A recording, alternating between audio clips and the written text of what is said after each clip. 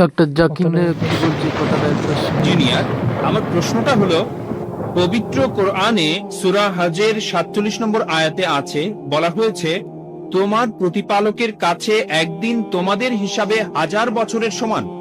এছাড়াও সূরা সাজদার 5 নম্বর আয়াতে আছে তোমাদের প্রতিপালকের একদিনের পরিমাপ হবে তোমাদের হিসাবে 1000 বছরের সমান।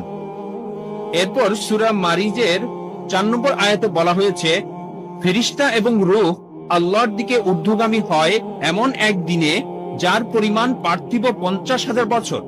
তাহলে একদিন সমান কত হবে, 1000 বছর না 50,000 বছর আল্লাহ তাআলার কাছে? আপনার নাম রাহুল, তাই না? জি।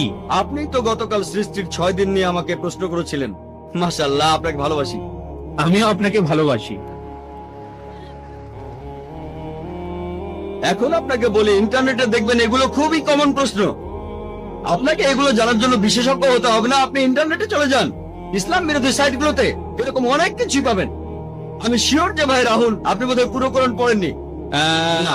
পুরোটা পড়িনি। হ্যাঁ, আমিও জানি। এটা ছাড়াও আমার আরো প্রশ্ন আছে। সরি, আমি আরো কিছু প্রশ্ন করতে চাই, তবে আগে এটার উত্তরটা জানতে চাই। তাহলে দেখছেন, আপনি যদি সত্যটা জানতে চান, হ্যাঁ। প্রথমে আপনাকে আসল উৎসটা পড়ে দেখতে হ্যাঁ। হবে। যদি খ্রিস্টান ধর্মকে জানতে চাই আর খ্রিস্টান বিরোধী বইগুলো পড়ি, তাহলে আমি এক পেশে হয়ে যাব।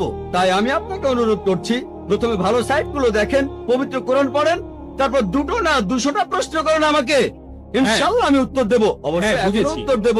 ওকে। তবে আমি দাওয়ার কাজে নিয়োজিত, এটা বুঝি যে লোকে ইসলাম বিরোধী সাইটগুলো দেখে, প্রথমে সেখানে নেগেটিভ পয়েন্টগুলো দেখে মেনে নিয়ে ইসলামের বিরুদ্ধে চলে যায়। ইসলাম সম্পর্কে জানতে হলে ভালো সাইটগুলোতে যান, এমন সাইটে যাবেন না যেমন অ্যানসারিং ইসলাম। এখানে আমি একটা কথা বলি। আপনার উত্তরটা দিচ্ছি, সমস্যা আসলে নেই। না না, যেটা আমি বলছি, আমি আসলে আধা ঘন্টা ধরে ইসলাম সম্পর্কে ভালো কথা বলতে মাশাআল্লাহ, পারলাম। ভালো। আমি এখানে একেবারেই নিরপেক্ষ। আমি উত্তরটা দিচ্ছি, এটা নতুন প্রশ্ন না, এটা নতুন না, এই প্রশ্নের উত্তর অনেক আগে দিয়েছি আমি সবকিছু রেফারেন্স দিতে পারি। মাশাআল্লাহ ভাই, আপনি প্রশ্ন করলেন যে কোরআনে 2টো জায়গায় আল্লাহ বলেছেন একদিনের সমান হলো 1000 বছর, আরেক জায়গায় সূরা মারিজের 4 নম্বর আয়াতে উল্লেখ করা হয়েছে আল্লাহ তাআলার একদিনের সময়কাল হলো 50,000 বছর। এটা কি পরস্পর বিরোধী নয়? এক জায়গায় বলা হচ্ছে 1000 বছর, আর এক জায়গায় বলা হচ্ছে 50,000 বছর। আরবি ভাষায় এই শব্দটা হলো ইয়ম, এই শব্দটা হলো ইয়ম। ইয়ম।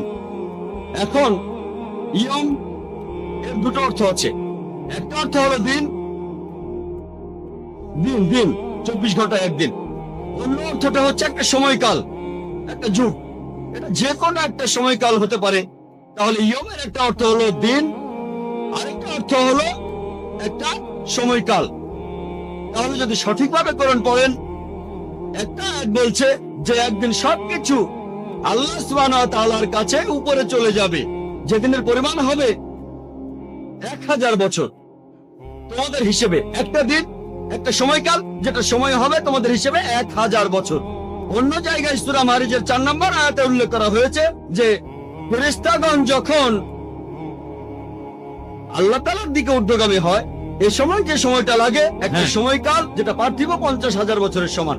উদাহরণ হিসেবে আপনাকে বলি, ধরুন যদি আমি দুবাই থেকে আবুধাবি যেতে চাই, 1 ঘন্টা সময় লাগবে। আর যদি আমি দুবাই থেকে যাই ধরুন আমেরিকাতে, খুব স্লো একটা প্লেনে, সময় লাগবে 50 ঘন্টা।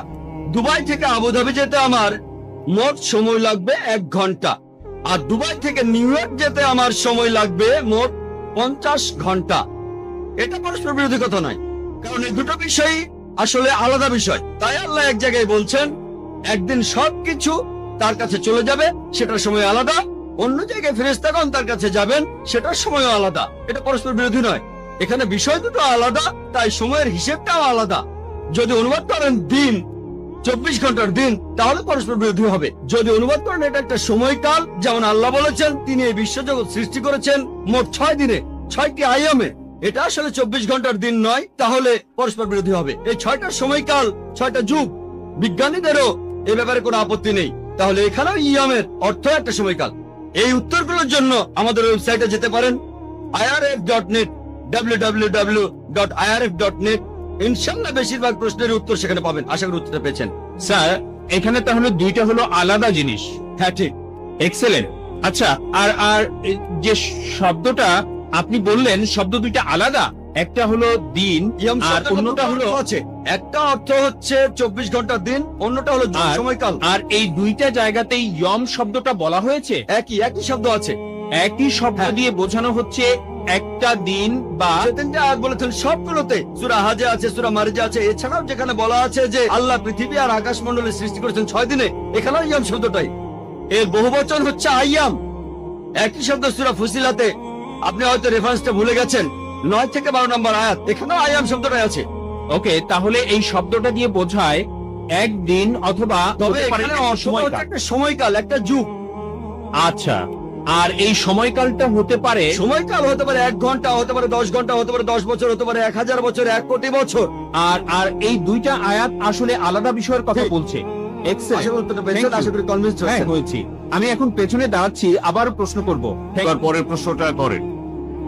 যদি এখানে কোনো অমুসলিম ভাই থাকেন যিনি প্রশ্ন করতে চান, আমি নিশ্চিত করছি আমরা আপনার প্রশ্ন গুরুত্বের সাথে শুনবো আর সেভাবেই উত্তর দেব। যে কোনো ব্যাপারে আপনারা ভিন্ন মত হতে পারেন। আপনারা প্রশ্ন করেন ডক্টর জাকিরকে, আপনাকে সেজন্য ধন্যবাদ জানাবো।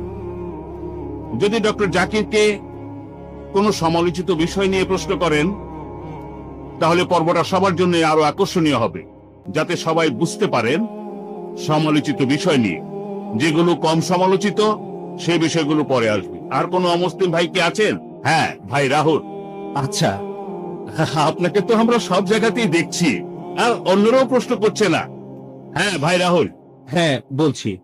আমি এখন যে প্রশ্নটা করব সেটা হলো, আপনি গতকাল বলেছিলেন, একটা উদ্ধৃতি দিয়েছিলেন যে এক জায়গায় সর্বশক্তিমান ঈশ্বর বলেছেন, তোমরা আমার কোনো প্রতিমা তৈরি করবে না, এমন রূপক বানাবে না যেটা আছে স্বর্গে